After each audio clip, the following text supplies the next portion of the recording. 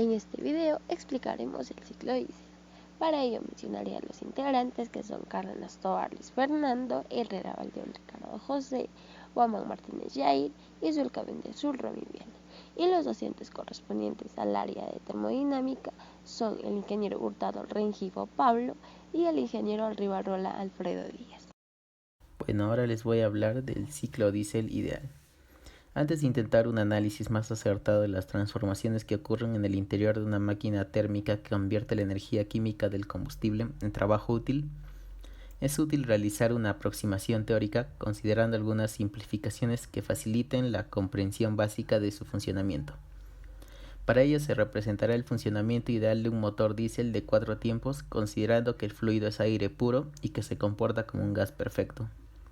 El análisis se hará sobre un motor de 4 tiempos, el cual necesita dar 2 vueltas completas del cigüeñal para realizar un ciclo completo, o sea, 4 carreras. Bueno, el principio de funcionamiento de los motores diésel consiste en admitir la mayor cantidad de aire como sea posible, comprimirlo suficientemente como para generar una presión y temperatura tales que al introducir combustible finamente pulverizado se combustione rápidamente y producto de la misma se genere trabajo mecánico sostenido en el tiempo. Para ello es necesario que ocurran una serie de transformaciones termodinámicas del fluido que en el caso del ciclo diésel son del 0 a 1, la admisión isobárica, la cual consiste en que la válvula de admisión se abre instantáneamente en el PMS y mientras el pistón desciende hacia el PMI, admite el aire desde el exterior de manera que durante la admisión se supone que el cilindro se llena totalmente de aire que circula sin rozamiento alguno por los conductos de admisión. Se considera entonces que la presión se mantiene constante igual a la presión atmosférica. La siguiente fase sería de la 1 a 2, que sería la comprensión, que es adiabática. Una vez que el pistón llega al PMI se cierra la válvula de admisión y comienza nuevamente el ascenso del pistón. Durante esta carrera el aire es comprimido hasta ocupar el volumen correspondiente a la cámara de combustión. Esta transformación es adiabática, es decir, sin intercambio de calor con el medio externo. Por realizarse en un tiempo muy corto, la temperatura alcanzada al finalizar la compresión supera los 600 grados Celsius debido a que el volumen del aire que entra se reduce significativamente alcanzando la temperatura necesaria para producir la autoinflamación del combustible sin necesidad de chispa eléctrica. El aire se comprime desde un volumen 1 que incluye la cilindrada y la cámara de combustión hasta un volumen 2 que solo expresa la cámara de combustión, según lo que se denomina relación de compresión. La siguiente fase sería de la 2 a la 3, que es la inyección y combustión, que es isobárica. La inyección de combustibles a muy alta presión y finamente pulverizado se produce cuando el pistón alcanza el PMS. El poder calorífico del combustible aporta el calor de entrada, Q2, y la combustión se mantiene a presión constante. El punto volumen 3 es donde comienza la verdadera expansión de los gases con marcada caída de la presión y gran aumento de volumen. Ya que el pistón desciende hacia un punto muerto inferior, la relación entre el volumen 2 y el volumen 3 es lo que se llama relación de inyección. La siguiente fase sería de la 3 a la 4, que es terminada la combustión, el pistón desciende hacia el PMI y la presión alcanzada actúa sobre la superficie del pistón generando la fuerza necesaria para producir trabajo. La expansión de 3 a 4 es el único tiempo activo del motor, al igual que la compresión. Se supone que se realiza sin intercambio de calor con el medio exterior, por lo que se considera una transformación adiabática. La presión interna desciende a medida que el cilindro aumenta de volumen. Bueno, la siguiente fase sería de 4 a 1, que es la primera fase del escape, que es isócora. En el PMI.4 se abre instantáneamente la válvula del escape y se supone que los gases quemados salen tan rápidamente al exterior que el pistón no se mueve. Se puede considerar que la transformación que experimentan es a volumen constante. La presión en el cilindro baja hasta la presión atmosférica y una cantidad de calor Q1 no transformada en el trabajo es entregado a la atmósfera. La siguiente fase sería de la 1 a 0, que es la segunda fase de escape, que es isobárica. Los gases residuales que quedan en el interior del cilindro son expulsados al exterior por el pistón durante su recorrido de 1 a 0 hasta el PMS. Al llegar a él se supone que de forma instantánea se cierra la válvula de escape y se abre la de admisión para iniciar un nuevo ciclo. Como se supone que no hay pérdida de carga debido al rozamiento de los gases quemados al circular por el conducto de escape, la transformación de 1 a 0 puede ser considerada como isobárica. Bueno, mi compañero va a pasar a explicar sobre el ciclo real. Ahora vamos a explicar lo que es el ciclo diésel real.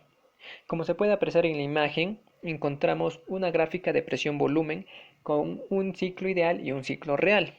El ciclo ideal lo podemos identificar porque tiene más líneas rectas, en cambio el ciclo real tiene más líneas curvas.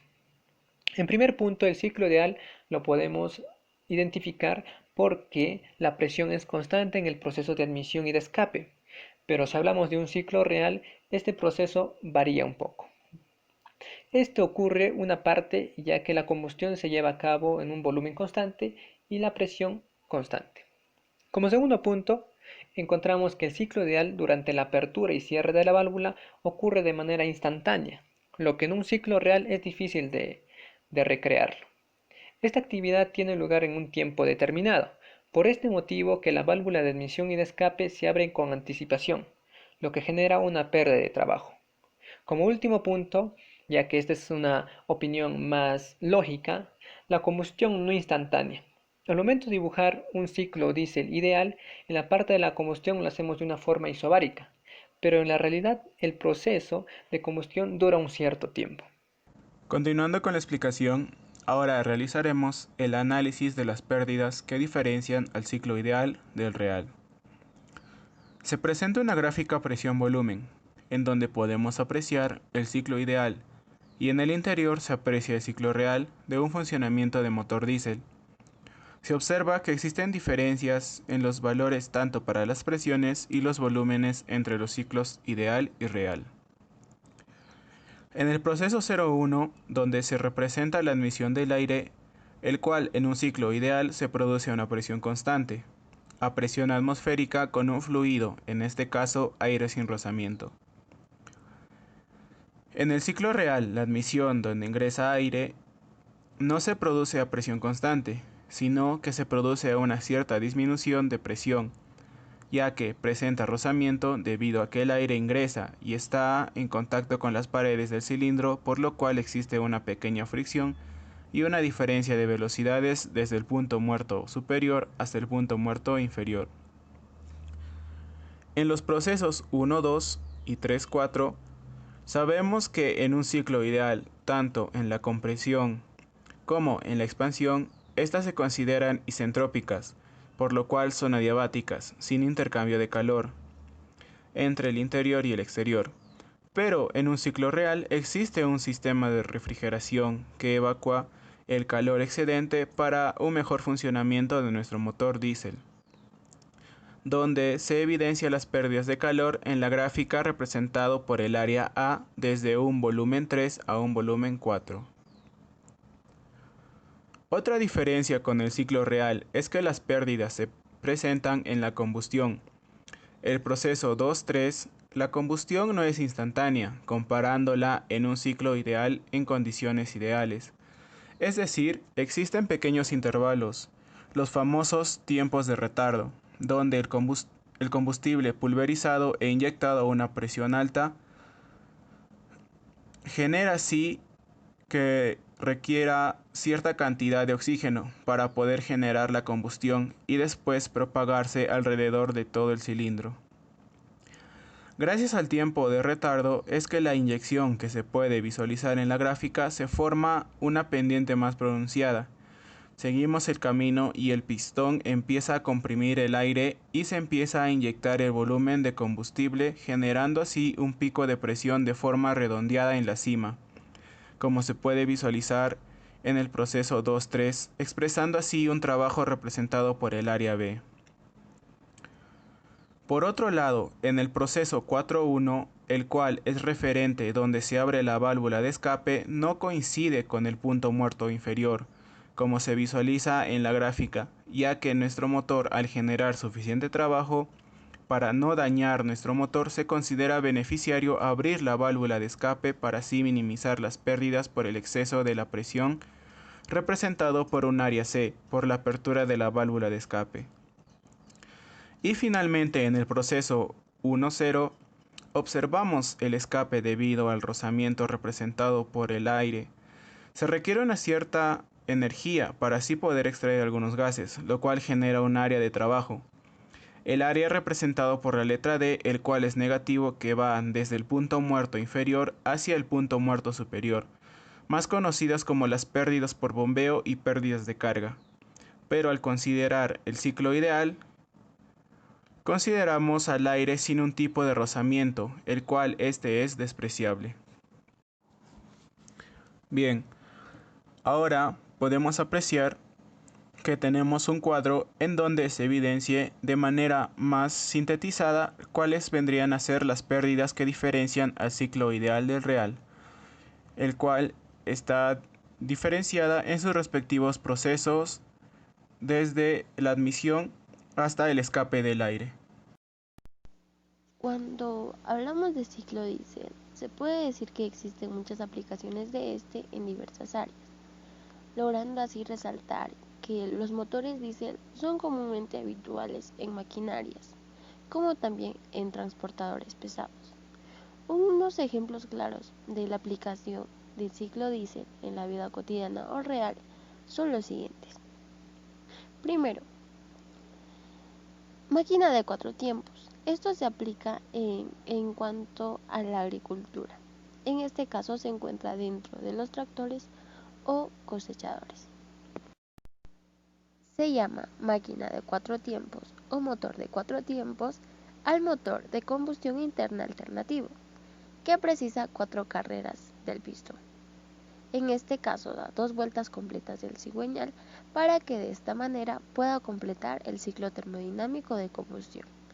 Estos 4 tiempos son el primer tiempo, que es de admisión, el segundo de compresión, el tercer tiempo, que es de expansión, y por último el cuarto, que es el tiempo de escape. Otra aplicación del ciclo diésel en la vida cotidiana o real es la propulsión ferroviaria. Un ejemplo claro son los trenes eléctricos, ya que nos permite viajar más rápido, a menos coste e incluso es muy favorable con el medio ambiente. Otra aplicación del ciclo diésel en la vida real son los vehículos de propulsión a oruga, como por ejemplo un tractor oruga, que es un dispositivo de tracción utilizado principalmente en vehículos pesados, como por ejemplo carros de combate, los tractores u otro tipo de vehículos. Otros ejemplos de la aplicación del ciclo diésel en la vida cotidiana son la propulsión marina, los grupos generadores de energía eléctrica, como por ejemplo las centrales eléctricas y de emergencia, asimismo el accionamiento industrial, donde se encuentran las motobombas, compresoras, motores estacionarios y entre otros, y la propulsión aérea, que se encuentra en desuso paulatino. Ahora, como último punto, pasamos al análisis de mejora del ciclo diésel. En el ciclo diésel emiten hasta un 84% menos de contaminantes, óxidos de nitrógeno. Esto se debe gracias a 2 tecnologías muy importantes, la cual es el filtro de partículas y el EGR, que rocía sobre los gases que escapa un compuesto sintético que reduce las emisiones de óxido de nitrógeno. Asimismo, la desconexión de cilindros. Este avance técnico permite al motor desconectar selectivamente uno o varios cilindros del bloque del motor, claro, si esto se lo permite. Y como último punto pasamos al BC Turbo, que permite modificar el tiempo real, la relación de compresión del motor en función a las necesidades del funcionamiento, optimizando la eficiencia hasta un 30%. Este propulsor es capaz de modificar su relación de compresión de 8 a 1 y de 14 a 1, consiguiendo un alcance de un 2.0 turbo y un rendimiento de un motor de 3.5 V6.